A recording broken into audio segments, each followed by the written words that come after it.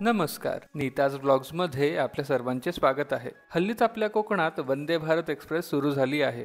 म्हणून आज आपण याच वंदे भारत एक्सप्रेसने कणकवली ते ठाणे असा प्रवास करणार आहोत. या प्रवासादरम्यान मी तुमच्यासोबत या प्रवासातला माझा अनुभव आणि खर्च देखील शेअर करणार आहे. म्हणून तुम्ही ही व्हिडिओ शेवटपर्यंत पहा. वंदे भारत एक्सप्रेस सध्या कुडाळ रेल्वे स्टेशनला थांबत नाही. म्हणून मी आता एसटीने कणकवलीला निघालो आहे. कुडाळहून कणकवली एसटी बसचं तिकीट 60 रुपये आहे. मी आता कणकवली बाजारपेठेच्या अलीकडे उतरून स्टेशनच्या दिशेने जात आहे. हे अंतर केवळ 1 किलोमीटरचे आहे, म्हणून मी चालत जात आहे. आपण कणकवली स्टेशनला पोहोचलो आहोत.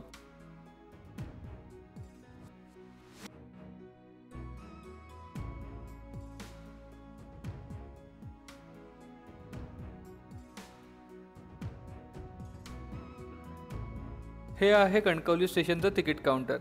पण मी आधीच तिकीट काढली आहे, म्हणून मी सरळ प्लॅटफॉर्मच्या दिशेने जात आहे.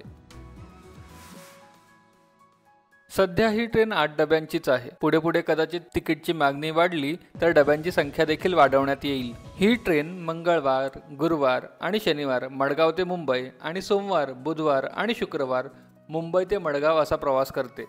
रविवारची ही ट्रेन नाही धावत. आपल्या कोकणातल्या वंदे भारत एक्सप्रेसला केवळ 8च डबे आहेत. त्यातला आपला डबा शेवटून दुसरा आहे. मी आताच चेक केलं, आपली ट्रेन अर्धा तास उशिरा धावत आहे. पावसाळी वेळापत्रक लागू असल्याने सर्वच ट्रेनच्या वेगावर आवर घालण्यात आला आहे. आता 1:20 झाली आहेत. कणकवलीत ट्रेनचं टायमिंग 2:15 आहे. ही आहे मुंबईहून मडगावच्या दिशेने जाणारी जनशताब्दी एक्सप्रेस.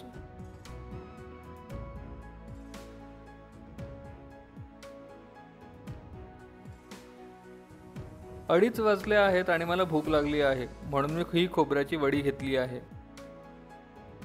2:45 वाजले आहेत आणि अखेर वंदे भारत एक्सप्रेस प्लॅटफॉर्मवर आली आहे. या ट्रेनला इलेक्ट्रिक इंजिन असल्याने ट्रेन अगदी समोर येईपर्यंत या ट्रेनचा आवाजच ऐकू येत नाही.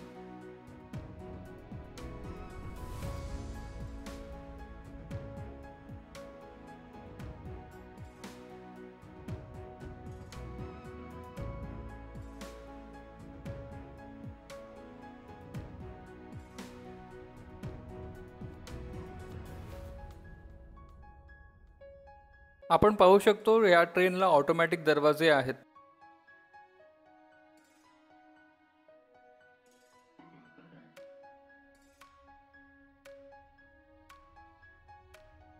इथे ही इमर्जन्सीमध्ये ड्रायव्हर सोबत संवाद साधण्यासाठी माईक आहेत.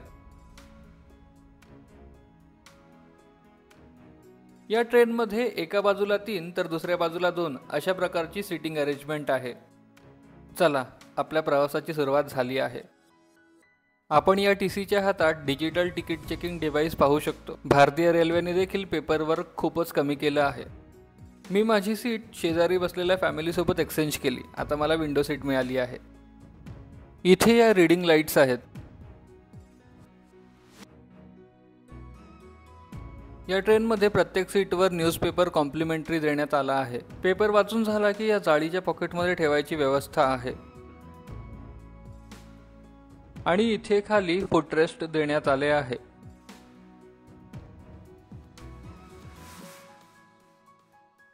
प्रत्येक सीटच्या खाली हे 2 चार्जिंग पॉइंट देण्यात आले आहेत.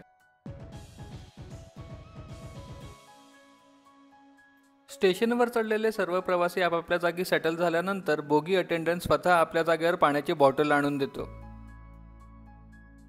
प्रत्येक डब्याच्या पुढच्या बाजूला वॉशरूम आणि मागच्या बाजूला पॅन्ट्री देण्यात आली आहे.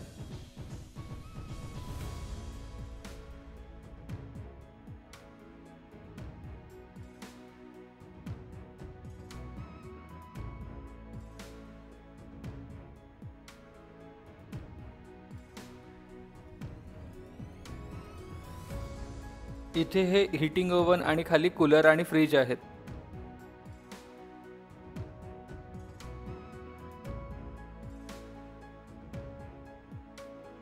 हे आहेत इकडचे टॉयलेट्स.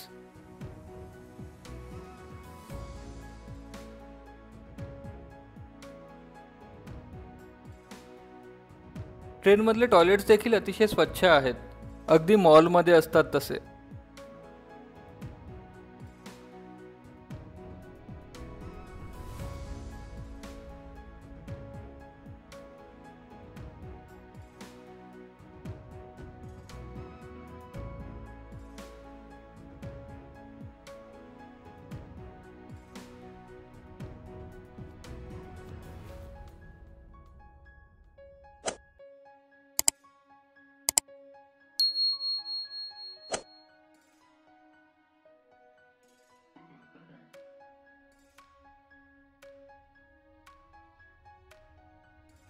इंडियन आणि वेस्टर्न दोन्ही प्रकारचे टॉयलेट्स या ट्रेनमध्ये उपलब्ध आहेत. या ट्रेनमध्ये बऱ्याच गोष्टींची अगदी बारकाईने काळजी घेण्यात आली आहे. आपण या वरच्या 2 लाईट्स पाहू शकतो. ही लाईट जर हिरवी असेल तर त्या बाजूचा वॉशरूम रिकामी आहे आणि जर लाल असेल तर त्या बाजूच्या वॉशरूममध्ये कोणीतरी आहे. मी माझं तिकीट थिविमडे ठाणे असं काढलं होतं, पण मी कणकवलीहून ट्रेनमध्ये चढलो. या ट्रेनमध्ये फेरीवाले अलाउड नाहीत, म्हणून जर तुम्ही तिकीटमध्ये जेवण चूज केलं नसेल तर आपापलं जेवण कॅरी करा किंवा स्नॅक्स तरी कॅरी करा. ट्रेनमध्ये हे दुपारचे जेवण आले.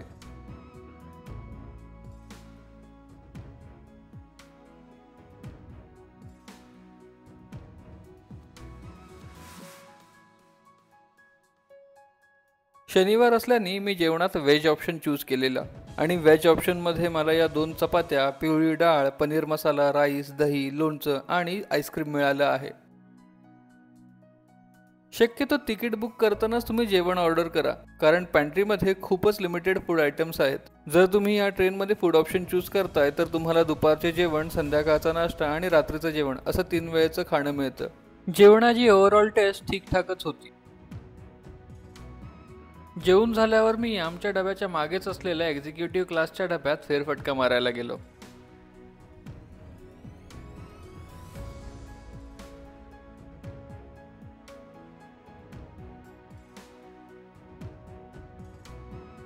एक्झिक्युटिव्ह क्लासच्या सीट्स खूपच आरामदायी आहेत.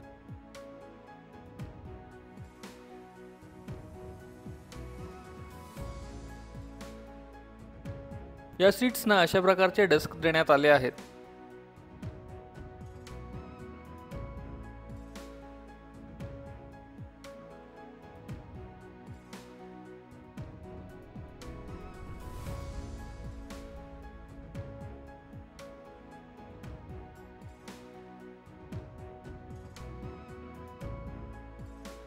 आणि या सीट्स अशा प्रकारे गोल देखील फिरतात.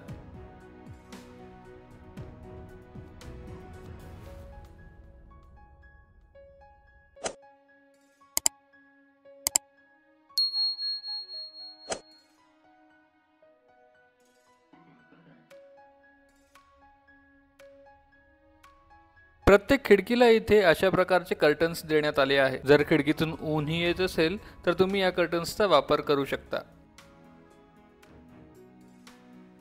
प्रत्येक डब्यात पुढे आणि मागे अशा प्रकारची स्क्रीन देण्यात आली आहे. यात पुढचं स्टेशन, तारीख, वेळ, ट्रेनची स्पीड आणि अंतर पाहू शकतो. ही ट्रेन मडगावहून 12:30च्या दरम्यान निघते. तिथून थिविम, कणकवली, रत्नागिरी, खेड, पनवेल, ठाणे, दादर आणि शेवटी CST मासचा प्रवास करते. इथेही संध्याकाळच्या नाश्त्याची तयारी सुरू आहे. संध्याकाळचा नाश्ता साधारण 4:30च्या दरम्यान येतो.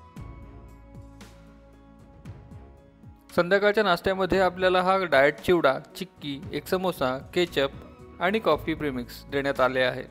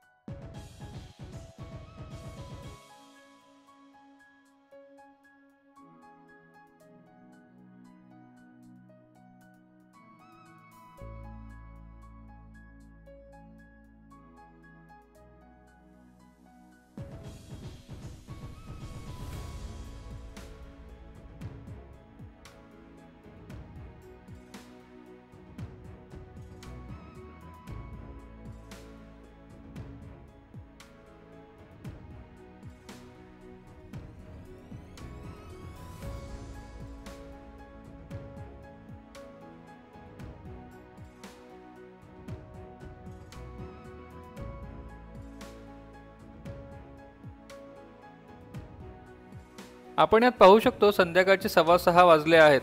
आपण रत्नागिरी स्टेशन सोडून बराच वेळ झाला आहे आणि पुढचं स्टेशन खेड अजून 36 किलोमीटर लांब आहे.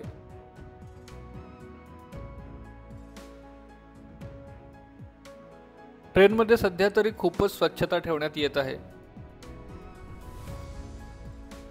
आपण शेजारी पाहू शकतो ही वेगळ्या प्रकारची मालगाडी आहे. या मालगाडीतून नवीन मोटार वाहनांची ने-आण करण्यात येते.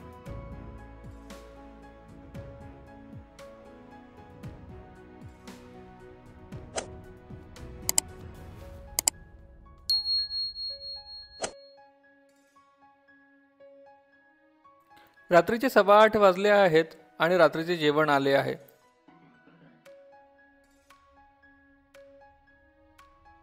आपल्या रात्रीच्या जेवणात पण दुपारचेच मेन्यू आहेत. जेवणात दुपारचेच मेनू असले तरी सुद्धा जेवण दुपारचे नाहीये. दुपारच्या डाळीची टेस्ट खूप वेगळी होती आणि पनीर मसाला पण वेगळाच लागत आहे. आताचं जेवण पण ठीकठाकच होतं, पण मला जास्त करून दुपारचं जेवण आवडलं. चला आता ठाणे स्टेशन येईल. मी तुम्हाला माझा अनुभव सांगतो. मी ऑनलाईन जेवणासकट तिकीट बुक केलेलं. यातले 1320 रुपये तिकीट आणि 530 रुपये जेवणाच्या आकारण्यात आले. 530 रुपयात जेवण ठीकठाक होतं. या गाडीत फेरीवाले येत नाहीत आणि गाडी जास्त स्टेशनवर थांबत देखील नाही. जर तुम्ही तिकीटमध्ये जेवणाचा ऑप्शन चूज नाही करत तर तुम्ही तुमच्या जेवणाची सोय कशी करणार याचा पण विचार करा. गाडी अतिशय स्वच्छ होती. ट्रेनमध्ये बोगी अटेंडंटद्वारा देण्यात आलेली सर्व्हिस छानच होती. तो सगळं वेळेवर आणून देत होता आणि विचारलेल्या प्रश्नांची उत्तरं पण अगदी नम्रपणे देत होता. सध्या पावसाळी वेळपत्रक लागू असल्याने गाड्या थोड्या कमी वेगाने धावत आहेत, म्हणून आमच्या गाडीला पोचायला देखील उशीर झाला. थोडक्यात सांगायचं झालं तर आजच्या प्रवासाला मी 5 पैकी 4 स्टार्स देईन. तुम्हाला आजची ही व्हिडिओ कशी वाटली आम्हाला नक्की कळवा. व्हिडिओ आवडला असेल तर लाईक करा आणि चॅनल सबस्क्राईब करायला विसरू नका. भेटू तर मग पुढच्या व्हिडिओमध्ये नव्या ब्लॉगसह. तोपर्यंत धन्यवाद.